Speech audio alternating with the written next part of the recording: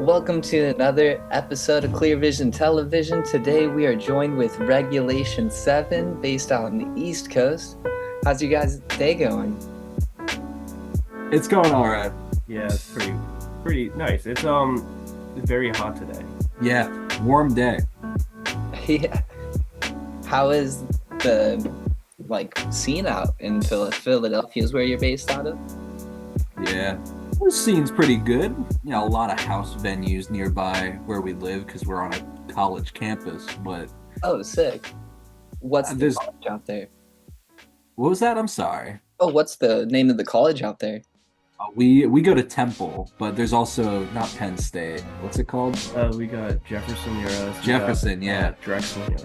and also Drexel. There's a lot of colleges, so I'll just kind of lump them into one. Yeah. So, did you all get together and meet each other in college then? Yeah, a very, very fun story. I saw him from across the yard. He's a buff man, so I went up and I felt his muscles, and we've been friends ever since. How long ago was that? 2 years? It was like 2022. Yeah, maybe 3 years now. Just about 3 years. About 3 years. Yeah, hell yeah. So, once you guys started connecting, how did Regulation 7 come together? It kind of just came together on its own. He played guitar, I played keyboard, and we Yeah, were like, hey, let's make some music together. hell We had yeah. Aaron, who played the drums, but then he moved to Florida. So we had to make do. So we just kind of hung out and jammed and made small, short, little kind of garbage, nothing songs until something sprung from it. Yeah. Did you get together like in your dorm rooms to jam, or how did that go about? So funny story. We would like break into the art history rooms and like bring all of our equipment in there and just like jam. Sometimes it'd be like a class like next door and they would hear us. Yeah. It'd be accidental. We didn't Yeah. do that for the sake of bothering people. We tried to schedule it so that we didn't interrupt any classes, but didn't usually work out. That's legendary. I haven't heard of that before, because I know just in general being a DIY band, it's like trying to find a rehearsal space can be hard, especially with the drummer. But using the resources you have, you're able to make it do.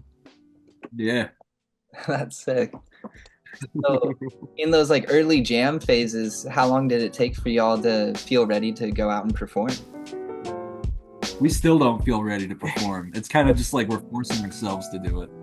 Yeah. Have you individually had experience in any projects before Regulation 7? No, No. not at all. The aforementioned friend who played the drums, we made like one 30-second song together in high school, and Yeah. that was it. He got mad that we didn't immediately sound like Nirvana, and it kind of went nowhere. So it's just, what we had to do. Yeah. Coming into it, did you have any idea for what kind of music you wanted to make, or how did Regulation 7 really form your own style? We didn't really discuss what we wanted to sound like. It was just, hey, I think this sounds good, and we just added on to Yeah, it. pretty much. Yeah. Yeah. We like a lot of the same bands, so it just kind of it meshed. Hell yeah. Who are some of those groups that you guys connected with initially? Ween, definitely. We both love Ween. Yeah, actually, He's Wow. wearing a Ween shirt right now. Badass. They might be Giants also. Yeah. Pretty sure. What about you? I don't know. We both like XTC. They're pretty Yeah. good.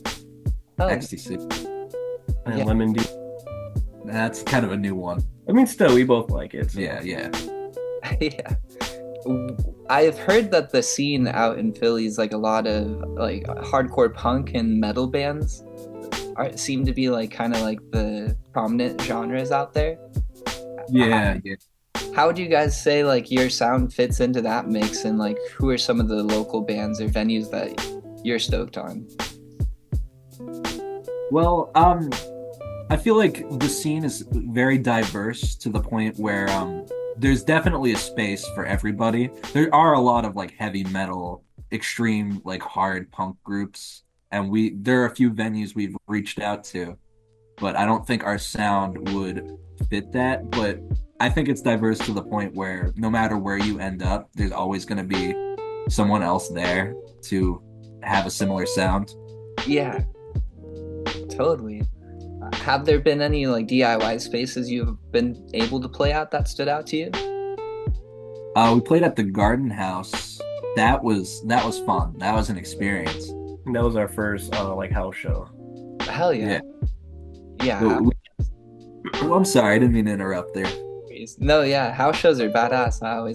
I played in a psychedelic band in college, and those are always some of my favorite times, just like playing in living rooms or backyards. Yeah. That is fun. What was the name of your band? Not to eat into we were called Vibe Out. Vibe Out. That's a fucking sick name. Yeah, we were out. San Luis Obispo is the name of our little college town. Ooh, awesome. Yeah.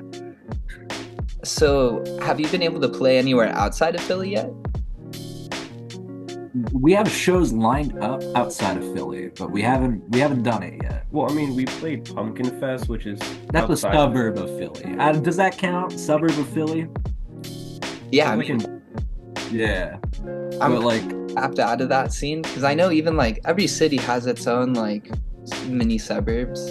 Kind of like LA, people will see LA as like they know of like Hollywood or like maybe Echo Park, but there's so many other little like suburbs or little cities within the city, it seems like. Is that how you describe Philly to you in that way? Yeah, big city, and there's just a lot of small towns surrounding it. Yeah. That's pretty much the hats of it. I used to live in one of those small towns, and so did you. Yeah. But we're now mostly in Philly. Hell yeah. But we have some shows lined up in New Jersey. Scranton is one. Yeah. Where else? Delaware. Yeah, Delaware. Nice tri-state. Yeah, tri-state area. Little run. Will that be a summer tour coming up or? I'm going to be in Japan for the summer, unfortunately. Shit. Hell yeah, that's gonna be awesome. But it's just kind of like before summer. Whenever we have the time. Yeah. He's gonna scrounge it. Sick. Are there any other like bands or venues you know in those areas, or you're just gonna kind of cold go into it blind and start looking for spaces? We've been going into it blind, but going into it blind actually has helped us out. We've met some great people. We're friends with some of the bands like Rat Wife, Downdresser. I love the guy. I love those people at Downdresser. They're fucking great. Hell yeah. But Roggy too, the bassist goes to college with us, so we just kind of made friends with her that way. Yeah. So when you guys started jamming, then how did you all get into recording your own demos? A lot of our stuff is thrifted, so like eventually we just came across a 4-track and I was like, fuck it, time to record stuff. Hell yeah. Like full on to cassette tapes? Yeah. Badass. And then do you transfer those onto some sort of like digital software? Yeah. At the very end, so. Sick. Yeah, that's hella exciting. Out here, we're starting to get more into like publishing our own cassette tapes for local bands, like compilations and things like that.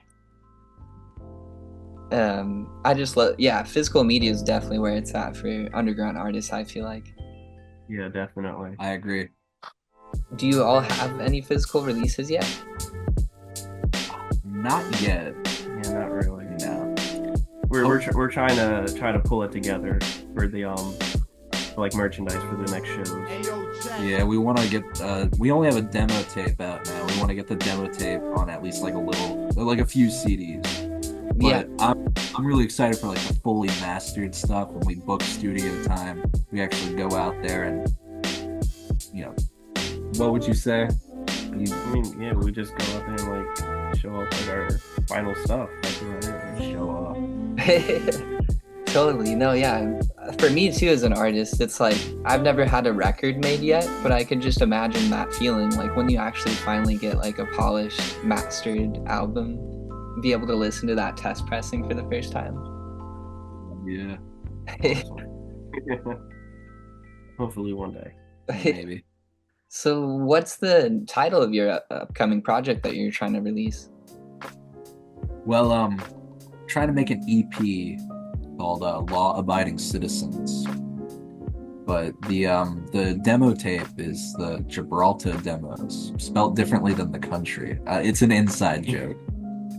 But that's pretty much the projects we have lined up so far. And we make stuff every day. Like, he makes a cool guitar riff, I come up with some cool keyboard to go in the background, and we always get at least like one thing done a day.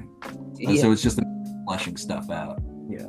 Since you're using the keys, do you also make the drum beats now since you haven't been playing with a physical drummer? Yeah, I feel like we both have a hand in making the drum beats for the drum machine, but it's mostly me, but he also does the bass and all that fun stuff. Yeah. So like, but hopefully we'll get a new drummer, or the old drummer comes back and we can have our old drummer back one day. And we can get like a bassist so we can do like real live stuff. But live shows so far, it's just a 4-track. No, it's not a tape 4-track, deck. tape deck. Tape deck and then us too. No way. Yeah, you're straight using a tape machine? Yeah. That's badass. Yeah, so it sounds like really analog live. Yeah. Nice. Yeah, for my current setup, I use an SP404. It is like a little sampler machine. And I'll use that to play drum beats and play guitar with it. And it's been a game changer actually having some sort of device to like actually use as a drum kit versus like a lot of like hip hop artists will use like a backing track that has their vocals attached to it. Yeah. But having something that lets you play those instrumentals without those vocals is really nice. Definitely. Hell yeah. Yeah, it definitely gives me MGMT vibes the way you all have your current live setup with the two-piece and just collaborating together. Do That's a big... write the lyrics together too? Not really. He's mainly like the lyric guy. I have a hand sometimes. Give yourself some more credit than that, Buck. I mean, so far I only made one song, and that's it. Out of all of like the 18 songs on the Gibraltar tape, I only made one. Okay. Still, he contributes. He's great. He gives ideas. He's lovely. He's a good writer. What was that song called? The song I made is called "I Smell Candles." Yeah. I made it like at home in like 5 minutes. It was. I don't want to give too much away because I want other people to listen to it and see what they think of it. But the main inspiration was a story my mom would tell me of how my uncle would like almost burn the house down lighting a candle. Yeah. And that's really about it. It's a very lo-fi song about committing arson, or at least witness arson. Yeah. How would you describe, or what do you like to focus on when you write lyrics? That's like a very tricky question. I write about whatever interests me at that moment, whether they be like cults, inside jokes, random stuff we come up with. Like we come up with random titles, and it's like that sounds really interesting. Let's explore that. Or food, because like we have like quite a few songs about food. Like the one song, my brother just said Johnny Von Sodium one day, and I thought it was so stupid. So the entire song about Johnny Von Sodium. Yeah. So that's one of the songs off the demo tape. Fire. Looking forward, like in the next couple months, y'all have that little run of out-of-state shows, but what are y'all focusing on currently? Making more stuff, pretty much. Yeah. Hell yeah. What would you say, like, has this journey of creating the band, like, have you been able to, I don't know, not necessarily like find an audience or groups, like how has that journey been for you, just like having people listen to your music and like come to shows and making friends throughout that process? It's been invigorating. It's been a lot of fun. You know, I can't imagine doing it with another person besides this guy here. So just being able to make stuff and meet new people from making stuff is, it's always a blessing. Indeed. What are your thoughts, buddy?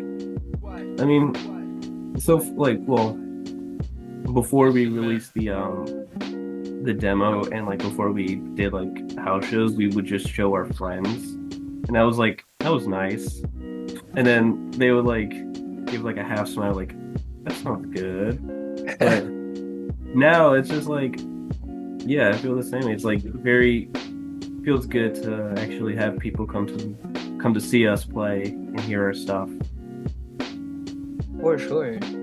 And like, just in general, you said you didn't really have too much experience playing in bands before this project, but were you involved in like DIY culture much, or has this experience really like submerged you guys into that whole scene?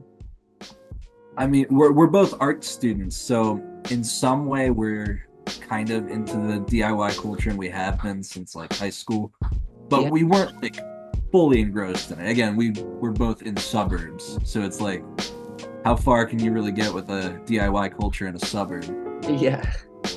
Yeah, I totally feel that. Are you familiar much with like the 1980s like hardcore punk scenes? Oh yeah. Like a lot of the places in California where a lot of those bands popped off from, like Black Flag and Circle Jerks and the Adolescents, they're all from like Orange County. And Orange County is like right south of LA, and it's just like concrete everywhere, such like a suburbia basically. There's a whole movie called Suburbia about Orange County that Flea, the bass player of Red Hot Chili Peppers, is in. Awesome. I would highly recommend watching that. But yeah, I mean, like the whole like DIY culture around that time really was like a result of suburbia or suburban culture. So it's interesting to see like how that evolves throughout the years, especially because I don't know too much about the East Coast being out over here on the West yet. I've only been able to check out the East Coast once, and I was in like Baltimore for a little bit in New York, and just the energy and overall feel of those neighborhoods just felt so different from what I was used to. Interesting. Yeah, like all the brick buildings, it just had this like energy that made it feel like so like ancient, or there's just so much culture and history there. Yeah, I feel that.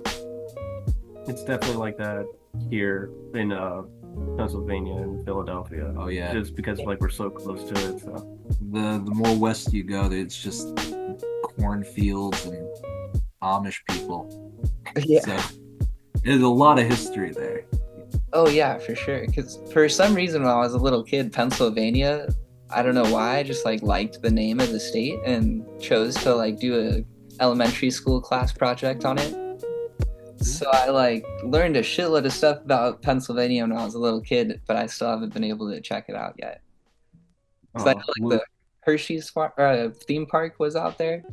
Oh yeah, we love Hersheyland. Is that what it's called? Hershey Park. Yeah, Hershey Park. Yeah. I'm not a fake Philadelphian. How was the recent, I guess, aftermath of the Super Bowl out there? crazy shit. Yeah, a lot of people outside. There's one Bratwife took. Oh yeah, a bunch of people uprooted a traffic light sign, like the entire. Yeah. Crazy. Yeah, so not. It's fun though. I love the community. The spirit is something to be celebrated. Yeah. I like to just watch it from afar. I don't like to really like be in it. I guess it's a lot to take in. I guess. Yeah. Totally, yeah. I'm not like well versed in sports myself, but being out in LA, it's huge whenever the like Dodgers or Lakers have games here. But I've never seen something like the videos I was seeing from Philly recently after the Super Bowl. Are you familiar with Friend? They're like a local band from Philly. I haven't heard of them. I think so. You said Fred? Friend. Friend. Oh, I think I heard of them. Aaron likes them. They're Yeah. about to go on tour with another Philly-based band called Disaster Artists. Oh, we know Disaster Artists, or I know Disaster I think Artists. yeah. I think I've seen them. Right? They collaborated on a show that we helped host out there with Sugar Pit a couple months or like a month back. But they're going on like a dual tour together out across the whole US. But Well, that's all. yeah, I was seeing that Friend was doing like a Super Bowl show at some sort of local bar, and they were like getting active in the crowds after too. That's awesome. Wait. I don't know. I must be thinking of something else. I'm pretty sure Disaster Artists played at a venue we played at. Like we played with them. Oh hell yeah! I think. Thing is called Wizard Punk, is what they coined themselves. That's Yeah. awesome. I think they recently played their album release show at the Museum of Modern Arts out there. Oh, that's cool. We need to see them. Yeah, definitely. That sounds interesting. Yeah, they blew my mind because locally out here in California, we publish a magazine, and I'll include like a US section and a global section, and just cover DIY bands we do it every 2 months. And we're about to include Disaster Artists in our upcoming issue before I realized they were from Philly. And then the Orpheus Garden venue were like, oh yeah, we actually have a headliner for you guys since Sugar Pit's coming. Are you guys cool with Disaster Artists being on the lineup? And I was like, oh shit, crazy synchronicity. Small world. Yeah. Speaking of like just connecting with people online, have you guys heard of Freak Scene yet? No, I don't think I so. haven't heard of that. There's the so for me personally, it blew my mind because as like a DIY musician or just journalist in general, I've always wondered why there isn't really like a global or even like a statewide network for DIY artists, especially it being so digitized nowadays. Because back in like the 80s, bands would just have to like cold call venues or record shops to try to get their zines or their demos sent across the states, and try to like set up their own tours without a record label back then. And currently people are still doing that and have been doing that for decades, but I always thought there would be something that was like more centralized for like us as DIY artists to connect with other people outside of like Instagram or some sort of like corporate media. So recently, like in the last month or two, there's been this website called Freak Scene that got created by a couple of DIY artists from Portland. And within the first month it's been active, there's already been over 10,000 members that have joined from all over the states. And it's kind of set up like an old forum-based website like MySpace, where it just has a bunch of like chat threads. Or if you're familiar with like Discord servers, it's kind of similar, where it will just have like different chat threads and different topics you can talk and join and just like communicate with people. But it's been really cool because it will let you as an individual create your own account, and then wherever you're based, there's going to be like different cities that have like a hub on this website. And then when you click like Philadelphia or Los Angeles or New York, it's just like a feed of just concert flyers. And then so it really lets you see all the shows that are happening in your area or any other local states nearby you. And then you can see who posts those flyers and DM them and like add them as a friend and connect that way. Well, shit. I guess we have a new venture. Yeah, We're gonna definitely explore that. You said it's called Freak Zine or Scene? A Freak Scene, yeah, with a SC. We'll sign up after the interview. Yes. Definitely recommend. I've started tapping into it within the last month, and I'm trying to connect with the founders to hop on an interview call with them too. But it's been super dope just seeing it blossom in such a little time and seeing how active people are in all over the US. Yeah. That's awesome. Yeah, definitely. Fuck yeah. Yeah. Well, thank you guys so much for reaching out to us. I'm just excited that little ripples can happen when I've never even been able to go to the East Coast like that yet to really check out the scene. So I definitely appreciate y'all reaching out. We'll welcome you with open arms. Totally. And we're always down to support if y'all have like upcoming demo tapes or music videos or things like that. We're gonna get back into making like a full-on TV show on YouTube. And we'll have I just bought a couple of cassette decks to print, like duplicate multiple cassettes at once. So if y'all ever need some help with that too, we'd be stoked to supply some blank cassettes for y'all. Hell yeah. Awesome. We love you. Appreciate you guys. Love you guys. Appreciate you. It just amps me up seeing independent artists doing what they can wherever they are and really contributing and letting their light shine. Well, we appreciate that. For all the listeners out there, people that you've crossed paths with, is there anything you want to leave off with? Oh, I'm not good at inspirational messages. Are you? No, you're better at it. That's how we do. Keep doing what you're doing. Make art. It's Yeah. the only thing you really do. No matter what it is, just make art. What about you? Except for AI, you can't deal with AI. Like, Yeah. No AI. Yeah, down with AI. No AI. You heard it here. Coming up soon, Regulation 7 is going to have their debut album, and they're going to be hitting upstate in the springtime before summer, so stay tuned. Hell yeah.